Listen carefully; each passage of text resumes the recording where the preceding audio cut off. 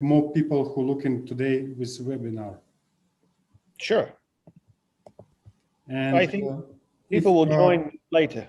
I start to translate for LinkedIn, and people who don't come in with Zoom, I think may look in webinar in LinkedIn.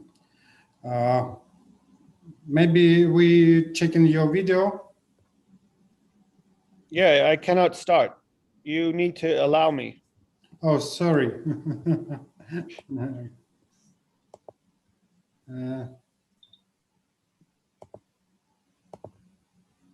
Okay. Okay. You can see me? Yeah. You have great picture too. Where are you from? This is my office. Oh, great. Yeah, well, this is where we prepare all the products. Instead of sitting in my chair, I thought I'd sit out here so you can see everything. We have many, you can see. Okay. Maybe today we help to solve all devices. Maybe. Look, no, when people register, I check in where is from. I see Poland, I see South Africa, Pakistan, Iraq, Russian Federation, Kazakhstan, Poland, United States, Argentina. I think your device it's very interesting, but it's very interesting scheme. How said my son? Yeah. Because I didn't see in internet, in shop, in market, something also. Yeah. Thank you. I appreciate it. Okay. Now we have 11 people with us. Yeah. And people maybe people write where from. Hello, well, everybody. I think they cannot talk. I can now allow them. Antonina. Oh. Well, they can chat. No,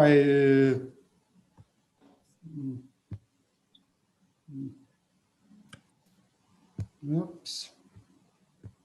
Because only you, just you and me. Okay. But they can type, they can chat. I mean,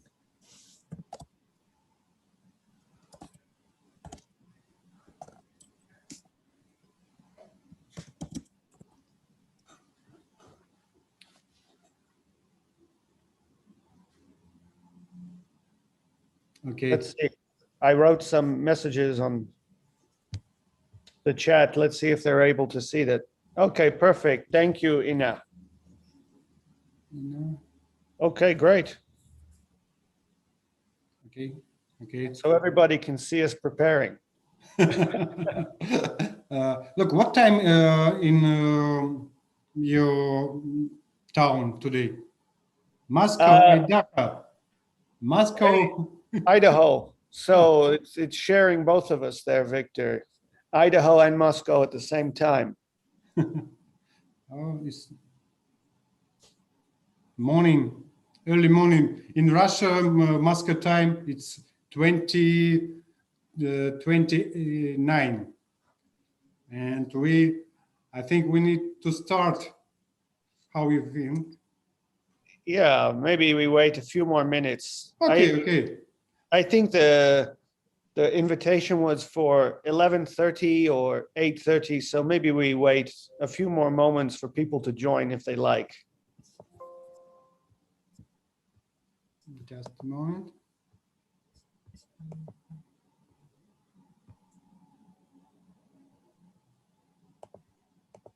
Some people write me, please send me link for inviting.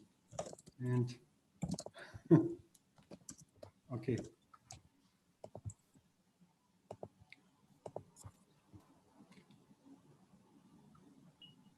South Africa, a beautiful country. It is. Yeah. I know Good. South Africa wine, red Yeah. wine. Yeah. See, we're the same, Victor, you and I. Okay. Yeah. You need to start work. It's early morning. Now 17 people, and I know some guy from Russia, Alexander Korolev, and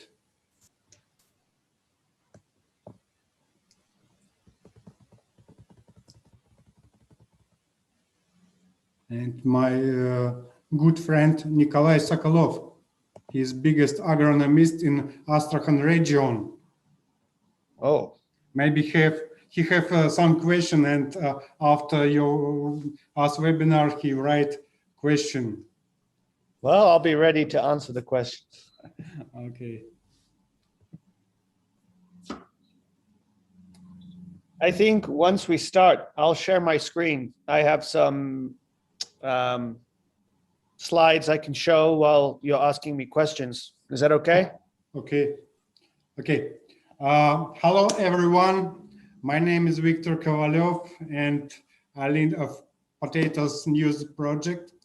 And today I invite my friend Sultan Exxon Sultan, yeah, because in Russian last it's first it's surname after name. Exxon, and he is CEO from Soiltech Solution. Yeah, correct. Yes, Soiltech Wireless. Okay, how did Soiltech begin? I'm from the UK, but my wife is from Idaho. So I would fly to Idaho a lot, and I started to meet many big farmers and agronomists and field managers. And my technical background is manufacturing. So I lived in Taiwan for 10 years building products. And so every time I meet somebody, I listen to their problems or their pains, and I try to figure out a way to solve it. So the farmers told me they would drive many, sometimes hundreds of miles every day just to go and pick up the dirt. So I imagined there must be a solution for this. So I started to develop a wireless moisture sensor.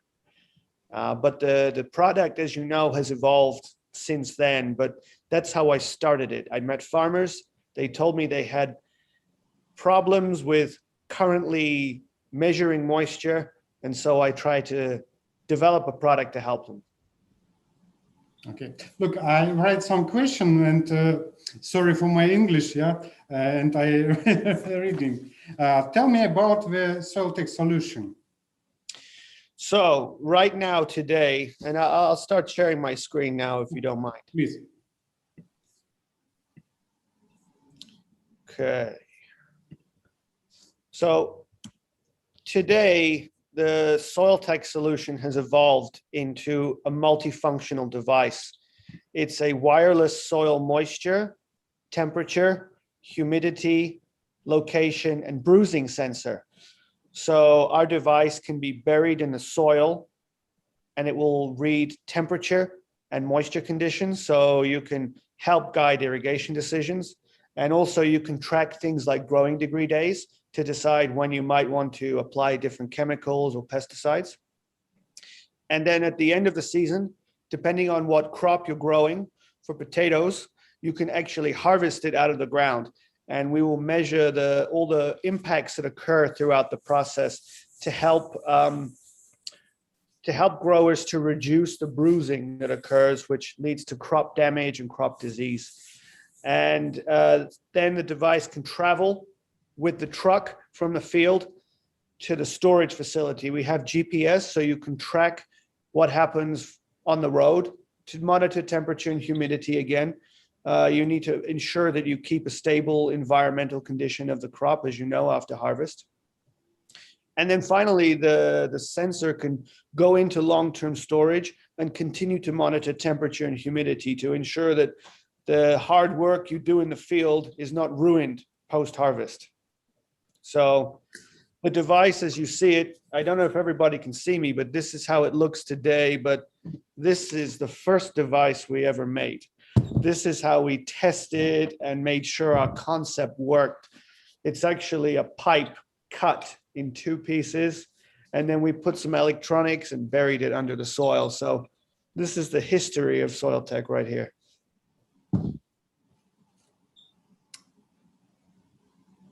Okay. Look, where are your solution being used today? What crop types? Maybe you ask it. Sure. Yeah, we started our development for potatoes, but we work in many, many different crop types right now.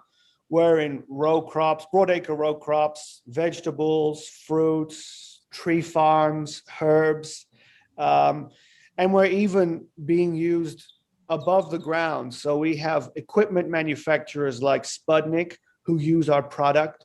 We have trekking companies to use our product. So it has many different functions that can be used throughout the whole agriculture supply chain. Okay. Who do you think need this device? Well, speaking to my last point, I think that it can be used by many different people within the agriculture industry. It can directly help farmers to manage their operations. It can help agronomists or crop consultants because they work for many different farms. So to be able to manage their work, they need a tool that helps them to see all of their land at once. We can also be used in research purposes. So we've collaborated with the University of Idaho and other academic facilities who use our product. Also chemical companies, the big chemical companies use our product to test the efficacy of their new applications. So one example is one company had a new application to help control soil temperatures in cotton fields. So they used our device under the soil to monitor whether the temperatures remained stable and dropped as they applied the chemical. So there's many different applications for our product. Okay. What are the benefits your customer experience today? I'll go back to the video, which is quite cool, but this table kind of summarizes the different benefits that can be obtained in different stages of the growth cycle. But to summarize, our customers are able to use our device to make their crop more efficiently. That means not to overwater or to underwater, because both things are bad. So keeping in a really tight moisture zone throughout the whole season, that's one really good benefit. Another one is to track soil temperatures. So customers are using this before they plant the seed to determine when is the optimal time to actually go out and bury the seed, and also at the end of the season to determine when to lift the plant. For example, potato growers track pulp temperatures at the end of the season. Our device can be used for that. And going beyond that, we make operations more efficient. So as I mentioned earlier on, one grower, he might have 10,000 acres. Using our device, he can monitor everything at once and decide where he wants to go during the day. Before, maybe he would just drive to every single field and pick up the dirt. Right now, he can trust our numbers and he can see, okay, I don't need to go to this field today, but this field shows a low moisture. I should probably go and deal with that field. And just to answer the question, one attendee asked how many devices for 1 hectare. So it really depends on the crop type that you're using the device for. And it depends on the soil in the ground, and it depends on the topography of the land. But to give you some examples, in 1 potato circle, which is 120 acres, forgive me, I don't know hectares as well as acres, but you would use anywhere from 2 to 8 units. So you can line them up with your pivot towers and take an average moisture reading of the whole line. You can put 4, 1 in each quarter. You can put units in historically dry and wet zones so you can track the differential. But then for other crops that are planted on smaller acreages, but they have a higher revenue yield per acre, you would use more devices. So in sweet potatoes, where they grow on zones, you would put more than 2 to 8 for every 100 acres, for example. So it really depends on what crop type you're burying these in. And go ahead. I think only one unit's good in the field without no units. Yeah, of course, one is better than zero. Yeah. And we encourage our customers, if you are nervous about using wireless technology, try one first. And then once you feel very comfortable with it, you can get more and put them in different fields and take different strategies. But definitely one is better than zero. Yeah, I agree. Look, now, what alternative solution are you seeing in the market today? Okay, so moisture sensors are not really new technology. There are other sensors that exist that do some parts of what we do. But where we are unique is that we combine multiple functionalities, and we also built it in a form factor that's mobile. Most other moisture sensors on the markets are probes. So they're kind of poles you stick into the ground. So it can't move throughout the supply chain. And moreover, you need to have it exposed above the ground. The beauty with our product is that it's totally under the soil. It doesn't interfere with any other on-farm equipment. So other solutions also we found to be rather expensive. I think this was, from my perspective of not being from agriculture, a kind of a problem in that technology was too expensive for people to be able to use and collect enough data. So one thing we really tried to do compared to our competitors was make it cost effective. Look, I have second question. What's next for Soiltech? Well, this year we're really focusing on creating more value from the data that we have and are collecting. So in our first year, really our priority was making sure the technology works, making sure we're giving value to farmers. And that was, first of all, making sure the wireless connectivity worked, and second of all, making sure all the sensors worked. So that's a good first step. And now what we are looking to do is really add more value from the data. What we would like to do this year is to help automate certain processes on the farm. And probably the most important thing we'd like to do is automate pivots. We're working to start collaborating with pivot manufacturers so that our device can talk to the pivot. What that means is that the customers will set different parameters on the device. They will set the upper and lower range for moisture. And once these thresholds are breached, it will automatically tell the irrigation system what to do. So in doing that, we really hope to drive automation in farming. Okay, now look, next question. Can you show the post-harvest video? Yeah, sure. Okay, thank you. Let me go back through here. So this video here, everybody knows that our device works under the soil, but what a lot of people don't know is that it can work throughout the whole supply chain. So here you can see our device, it's being harvested. That was under the soil throughout the year. Now it's being dug, and it'll be lifted off the ground now and loaded onto the truck. Turn my volume down a little bit. No problem. It's okay? We see video and I think it's correct. Good. So you can see here the device being loaded onto the truck. And throughout that previous process, we were able to monitor the impacts that occurred. And customers can go in and look at those levels to determine if they need to modify any part of their harvest process. And here it's been offloaded. It's going through the translocation. It's being sorted and ultimately will go into the storage. So our device really works throughout the whole supply chain. And that's one thing that's unique about the Soiltech product. And Janie has asked a question there. The device costs $420. So that's for a device that you own. It's multifunctional and it works across multiple seasons. The device has a 1-year battery life and you actually just recharge it between seasons. So it's extremely cost effective. And we have a subscription as well that covers the cost of cellular data, cloud hosting. That's $79. So again, much more cost effective than all of the competitors on the market. Lifespan is about 5 years. So with all... Have a question, Ina Popova.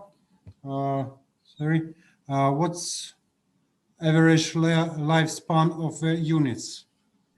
Okay, it's about 5 years. And with all electronic products, the battery is what's going to actually die first. I'm sure you know that from your cell phones, but we've actually designed a product in a modular way so you can remove the battery and replace it if you need to after 5 years. So that's what we're estimating.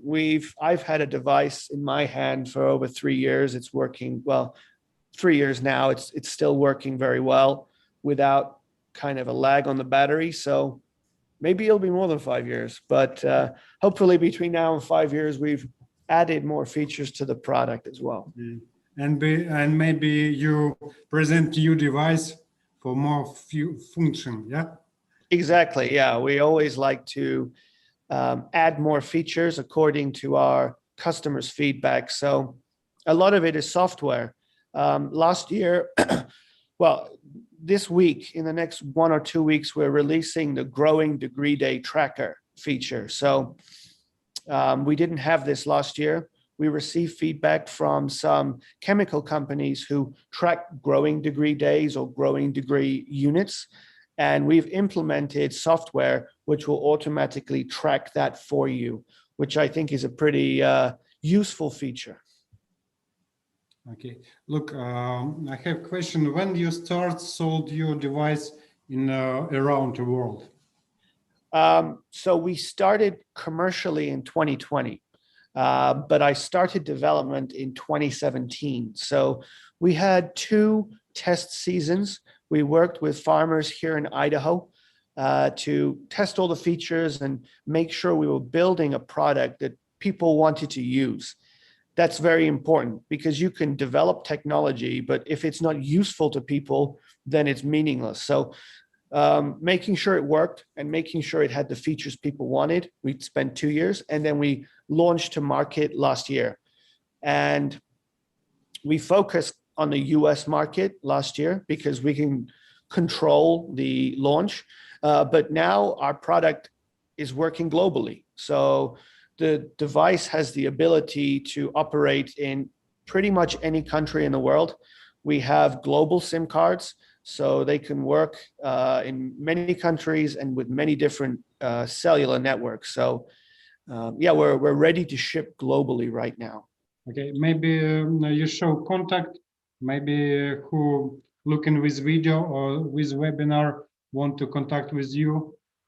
That's your email, yeah? Yeah, you can contact that email address, or you can just visit our website and fill out the contact form, and we will get back to you as soon as possible and answer your questions or send you devices if you need them. Okay. Maybe have any question in with webinar?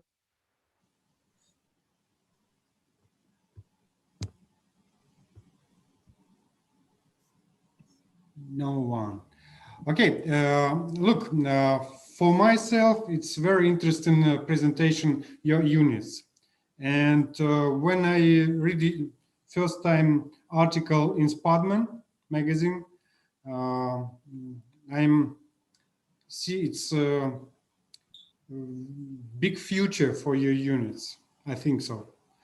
And we invite you in next webinar when your units load in the fields in soil, and maybe you present new video how your device working in the field, and for water temperature, because I know agronomists who work in the field, interesting how units work in the soil.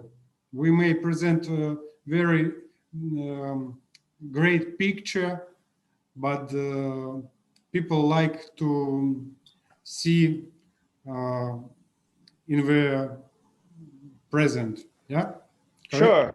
Yeah, yeah. We will be happy to share more videos about the product in reality, showing it working. We already put them into sugar beet piles. We're already burying them in the field right now. And April is really the time here in North America where people start to plant units. So we'll be happy to share more. And Victor, we really appreciate what you're doing for the potato industry. You're really a pioneer and sharing lots of interesting articles, and we really are honored that you invited us to be part of your webinar. Look, I'm really not pioneer, but I'm energizer for all industry news potato. And Yeah, I see how all websites around the world change market design and teach new reader. Look, we have a question. Have any solution for perchlorate salt in water? I'm not sure what perchlorate salts in water are, unfortunately. We might have a solution for it. Feel free to email me and I can let you know. I apologize that I don't know what perchlorate is, but I will research it. I'll write it down now and after the call. Because it's without name. Yeah. But I'm sure you can contact us. And there's another question, actually, Victor. I'm not sure if it's in Russian or Ukrainian. Okay, I am translate. I